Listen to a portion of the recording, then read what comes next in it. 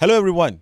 Good evening. And welcome back to AIMST podcast session with another round of interesting and also quite a fascinating set of information sharing. So, before moving into the session, allow me to introduce myself and who am I, what am I doing over here, and what are we going to do through this session. So, my name is Dhiran. I'm all the way from Recruitment Division. And for today's session, we have a prominent figure that I personally consider as a prominent figure because this figure has been the main reason why there's a huge transformation in our dentistry program, right, from how it used to be and how it is right now.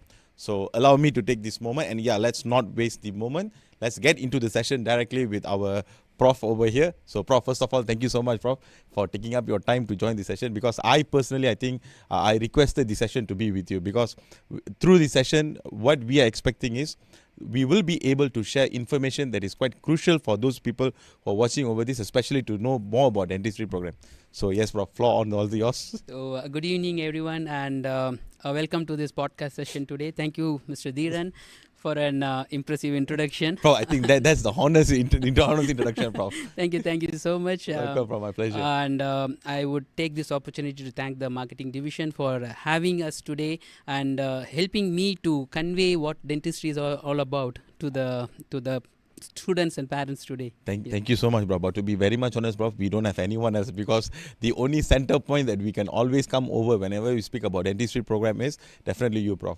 Okay, Prof. So before moving into the session, the ultimate reason why we are organizing this session is we believe this podcast session should be an eye-opener towards those who are watching this session who wants to know more about dentistry program. So we have series of questions that we are going to discuss more about. And to be very much honest, Prof, I will put it up in this way. The question that I will be asking today is all the way from the perspective of our student and also parents over there.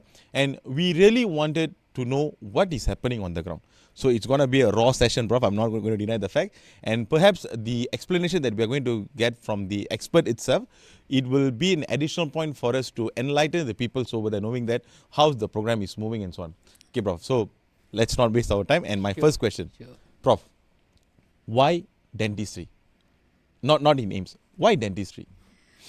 See, dentistry nowadays, when we do an interview to the students, we have to do a mandatory interview to the students to look at how passionate they are to dentistry. Most of the students, when we ask why you want to go into dentistry, why you want to become a dentist, we could see the passion in them. Maybe in the previous eras they used to say if you don't get medicine you go into dentistry, but now it's not like that. There are students who are passionate about dentistry, and when we ask them what's your second choice, they say dentistry. What's your third choice? Dentistry. So they are very adamant that they have to move into dentistry. That all they want is dentistry. Yes, dentistry. Okay. Dentistry. They have various reasons for choosing dentistry. One is passion. Without passion, you cannot enter into a professional course. And second one, very common point what everyone says is the work-life balance. That's very much true. In today's world, there should be a balance between work and life. So that's what dentistry offers to you. You have a professional course which work-life balance, and there is always an hunger to progress, to learn new skills.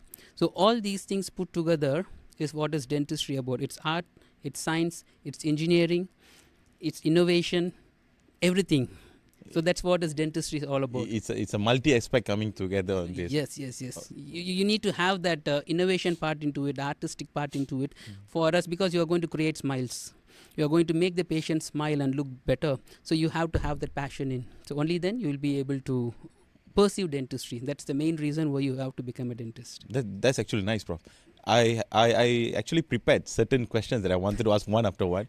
But now with Prof's explanation, I wanted to move about 15 to 20 years back. Okay. Prof, being a dean of a Faculty of Dentistry and being, I personally and the whole unit still agree that being the mastermind behind such kind of innovation in dentistry program, how do Prof see the whole situation of dentistry during the early days and right now? Because why this question is being put forward is it, Prof? This might be a very much common aspect, but I believe that even this common aspect plays a vital role in student understanding the importance of dentistry. Wherever we go, as Prof said, it will always be MBBS or else dentistry or else pharmacy.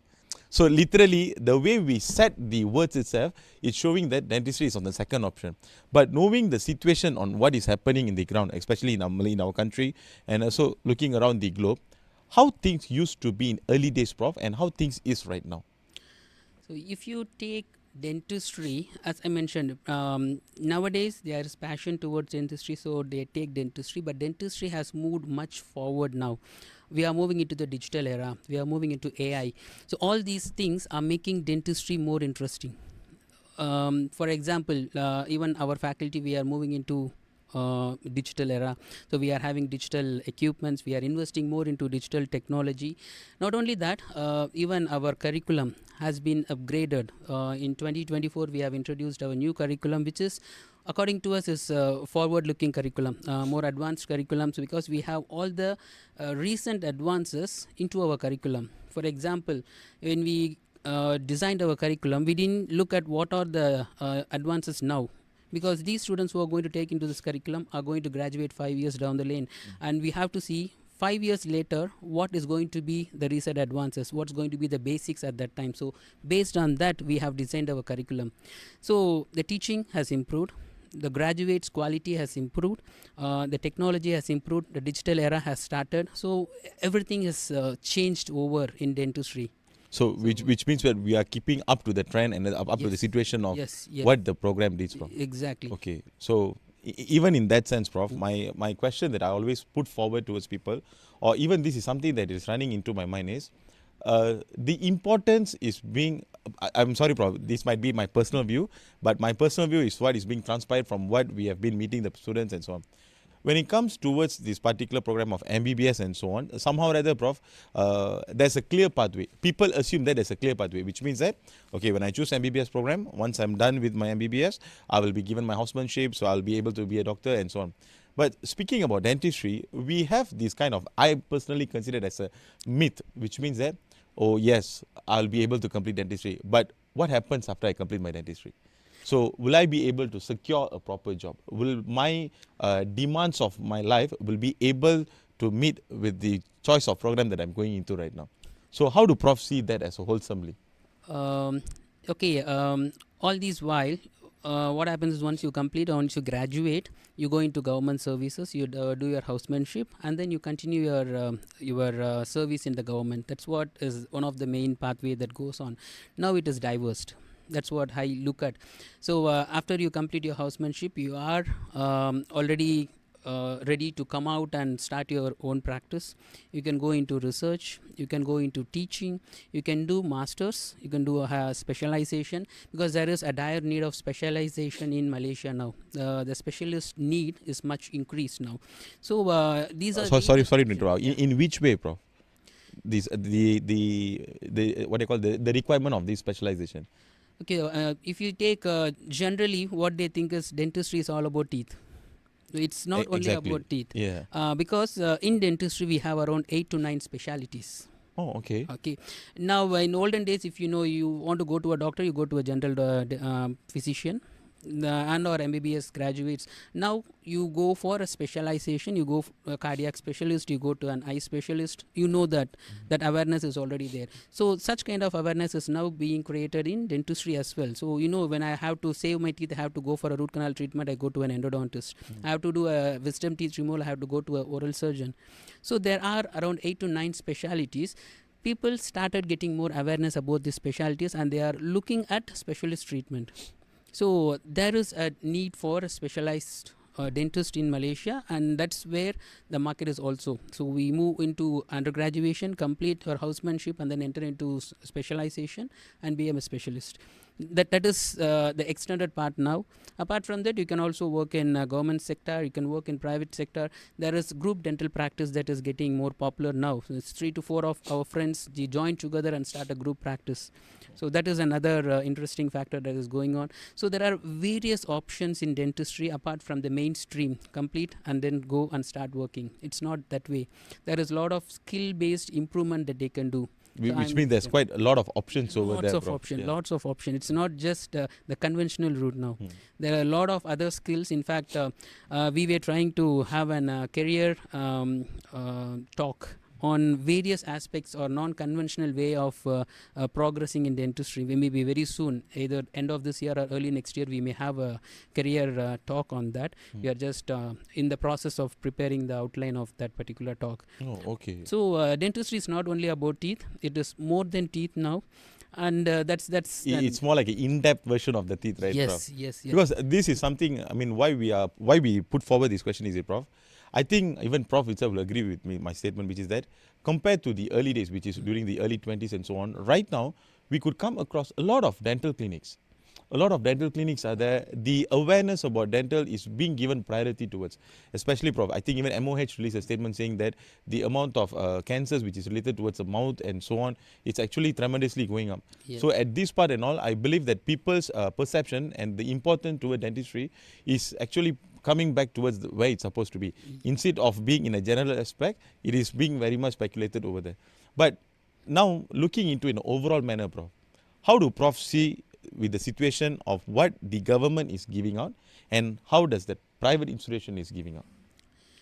Okay, you mean to say about the practitioners? The practitioners, Prof, and also the output that we are receiving from that, because I'm pretty much sure that the number of graduates that we are having from government institution will definitely be able. I mean, will definitely not be able to meet the demand out there, I guess. Okay.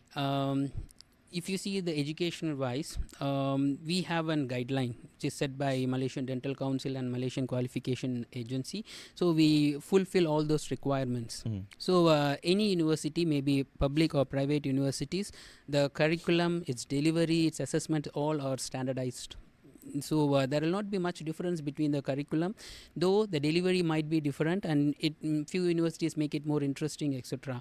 So education wise, it's going to be the same. The exposure wise, it depends upon the clinical exposure what you get during your studies. Few universities have 3 years of clinical exposure, few universities 2.5 years. In AIMST we have 3.5 years of clinical exposure. Means more clinically you get exposed, you get more training and more skills development. So that is what we look at. So the graduates coming from every university in Malaysia has the same amount of competencies. Because which means they're equivalent. They're equal. They're equivalent. Okay, they're right. equal. So I don't see every university has a unique point, but the baseline is the same. So unique point may vary. Which means you cannot run from anywhere, bro. You have to follow that. You have to guideline. follow. You have to follow the guideline, and it's very strictly. It's very rigid. Also, it's not flexible. It's very rigid. So we have to follow the guidelines. And every 2 to 3 years, once we have a panel coming and they will evaluate your program, your curriculum, your students, your staffs, etc., etc. So it is very, very strictly monitored. So all the graduates have the same exposure in every university when they come out. So that is one. So once they come out, they can either practice in public sector or in private sector. Each one has its advantage and disadvantage. Okay, if you go into a government setup, you are going to have a stable and growth into it. The stability is more when you go into government setup. But when you come to a private sector, you will have a slow initiation, but there are endless potential in the private sector. Okay. And in private sector, you will mostly go into the digital dentistry and recent advances, etc. So what most of the students after they graduate, they go into the public sector, they gain the experience, and after that they move into the private sector now. And they start improvising and getting more skills, improve their skills, keep learning and acquiring more skills, and just progress like that. That's what they do. And Mr. Dhiran, you also mentioned about a lot of dental clinics. Exactly, bro. It's like endless possibilities right now. Endless possibilities. Because I think, sorry, Prof, to interrupt. I think even in Sungai Petani itself, in Kedah itself, there only used to be about 2 or 3 dental clinics about 7 or 8 years back. I still remember when I was in secondary school and so on, I have to pick. And usually the only resource that we always go towards is government institutions and so on, government clinics and so on. Right now, Prof, for each and new development area, there's one dental clinic over there. I think even in, if not mistaken, nearby Amanja itself, there's 3. And one belongs to our own AIMST students, if not mistaken. Yeah. So that literally gives an indication saying that, oh, okay, there's quite a lot of people who's venturing into these skills-based and aspects. Yes. See, generally they use a term called as oversupply of dentists. Sorry, what's that, Prof? Oversupply. Oversupply. Oh, okay, all right, okay. I don't agree with the oversupply. I would say a good supply of dental graduates. Okay. If you go into the statistics for Malaysia with around 35 million population, we have around 14,000 dentists, registered dentists in 14,000. 14,000 plus. Those are registered dentists in Dental Council. And on an average, it is one dentist for a population of 2,400 to 2,500 patients. But in developed countries, they focus at 1 is to 2,500. So Malaysia is moving towards it. The target is to reach 1 is to 1,500 population.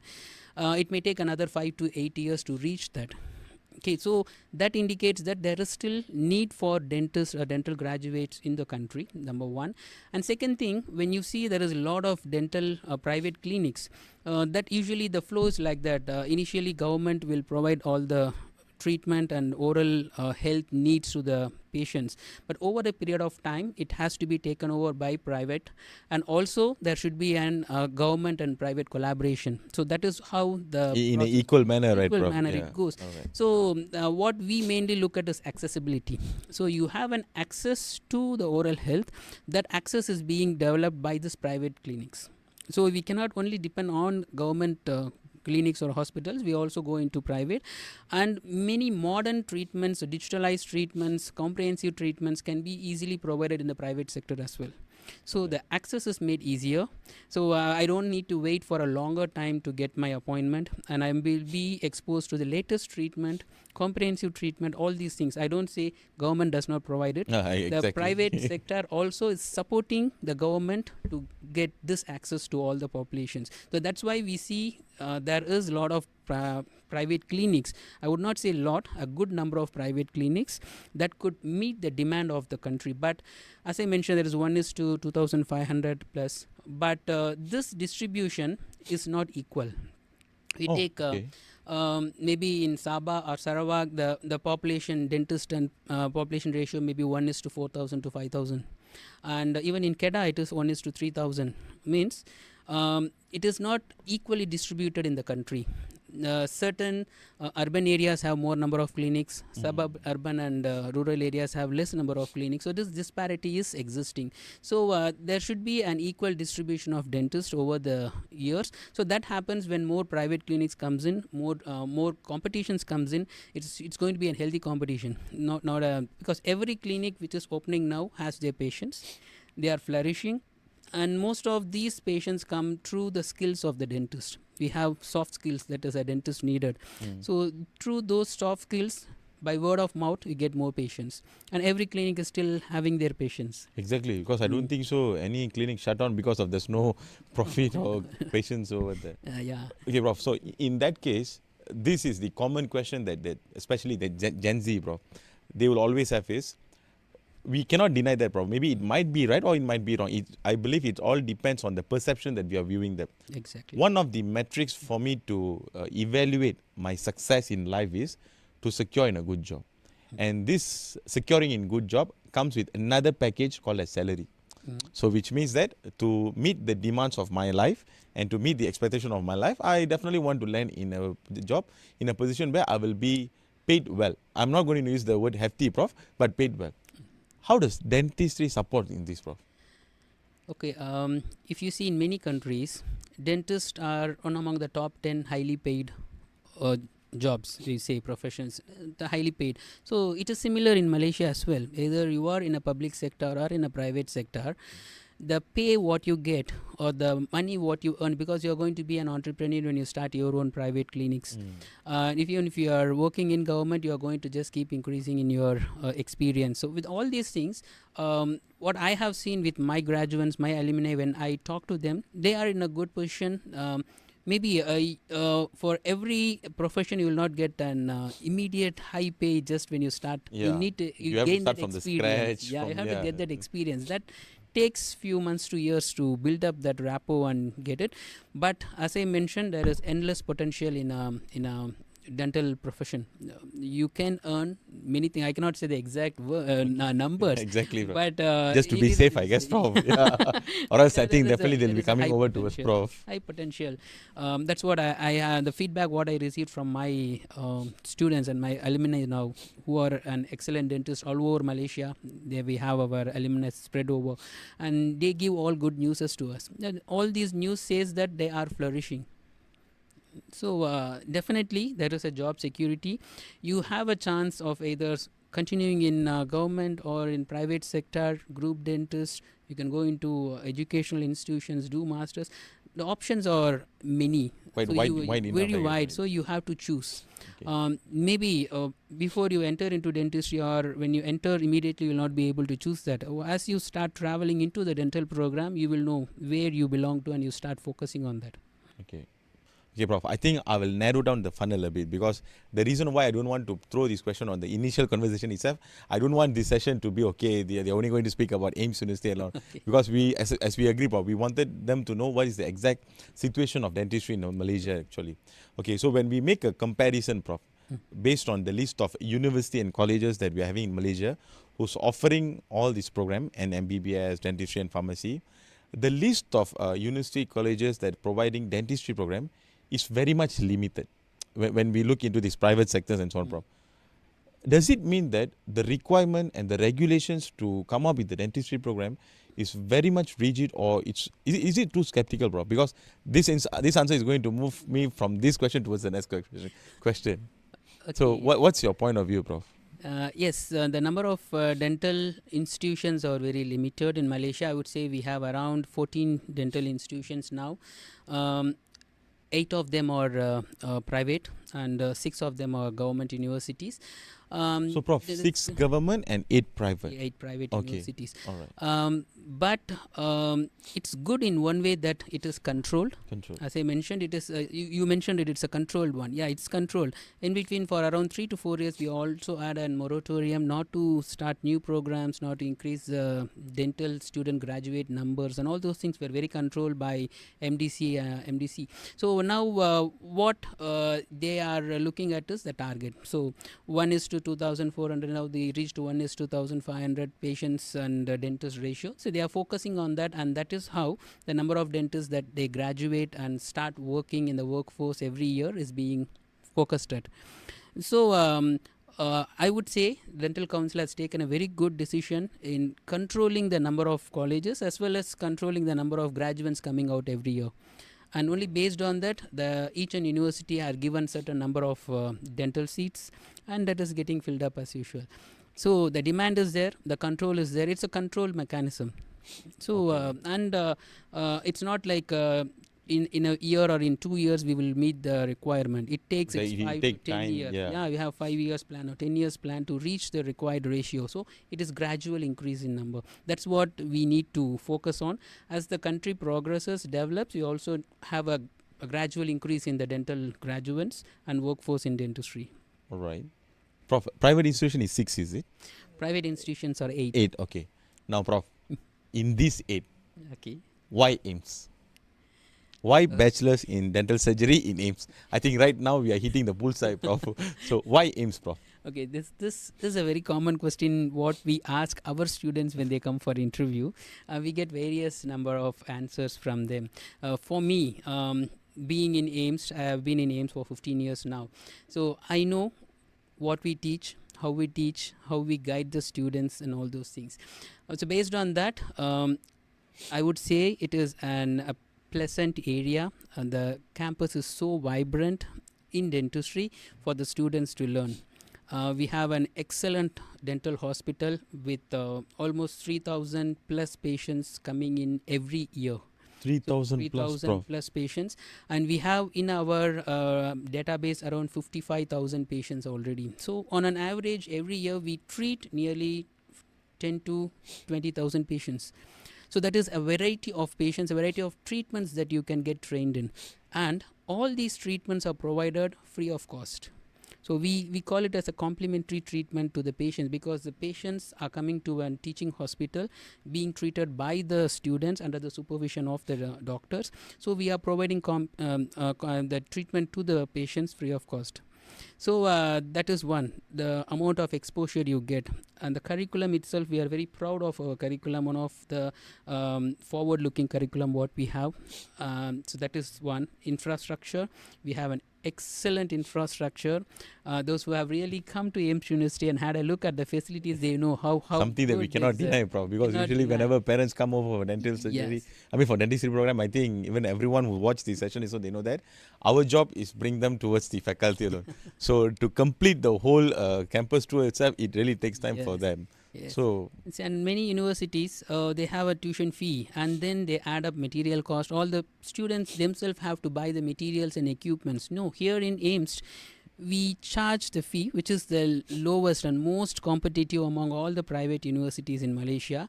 And that fee includes everything, including your materials, your equipments, instruments, everything included in that. We don't charge more than that. Whatever amount is put in the brochure, that is the lowest, I would say competitive, and includes everything in it. Prof, I think we cannot deny the fact because it's a clear-cut proven that Yeah. the dentistry program in AIMST University is the lowest in the nation. Yeah. And I think for this, to provide all these facilities together, it's definitely an additional benefits, I guess, Prof. Yes, yes.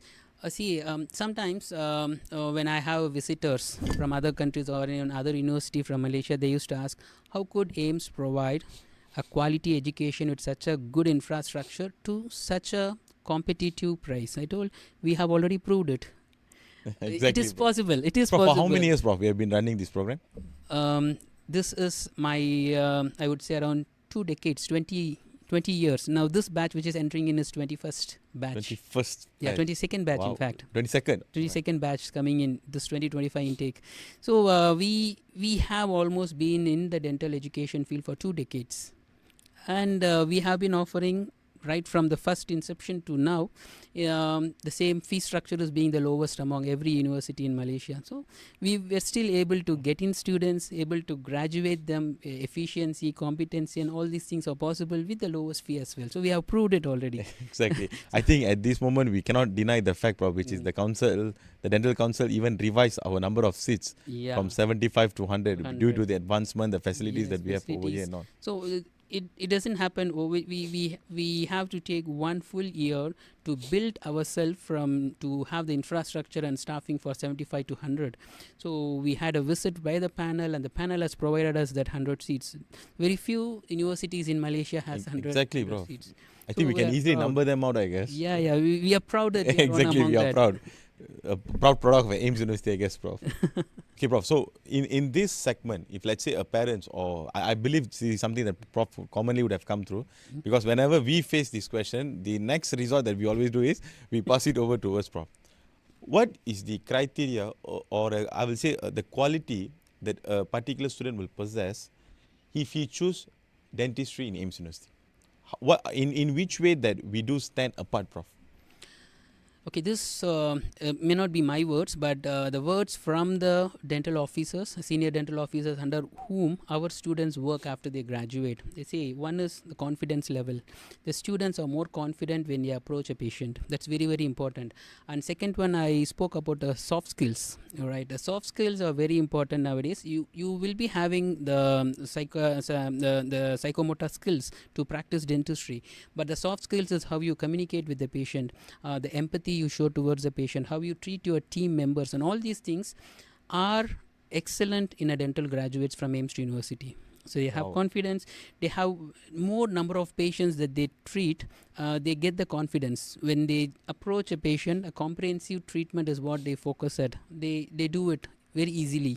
I don't want to compare it to other universities, but this is just for my graduates. From our senior dental officers, what was the feedback given is, we conduct a survey among the senior dental officers. Okay. So their feedback is around 90% above is what they rate our dental graduates. So when they are working in the ministry under them, they found that our graduates are very competent, confident, and as I mentioned, their soft skills are excellent.